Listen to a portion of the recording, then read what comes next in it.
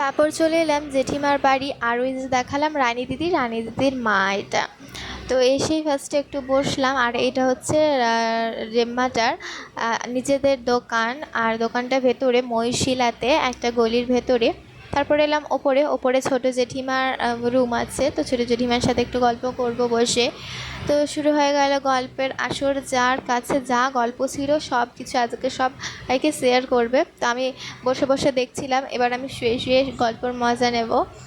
তারপরে বেরিয়ে পড়েছি, কারণ লেট হয়ে যাচ্ছিল অনেক, আর এমনিতে রাত হয়ে গেছে, অনেকটা রাত হয়ে গেছে। তো তারপর দাঁড়িয়েছিলাম এই রাখির দোকানে। আর রাখি যে দিয়েছে সেটা একটা বৌদি হয়, রুমকি কর্মকার বলে ইনস্টা আইডি আছে, তোমরা একটু ফলো করে দিও।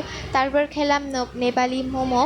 আর এই নেপালি মোমোটা কিন্তু বেশ ভালো ছিল খেতে। এদের বাড়ি হচ্ছে গ্যাংটকে, জিজ্ঞাসাও করেছিলাম। আর মোমোটা দেখতে কিন্তু বেশ টেম্পটিং, আর পিসগুলো বেশ বড় বড়, খেতেও কিন্তু বেশ সুন্দর।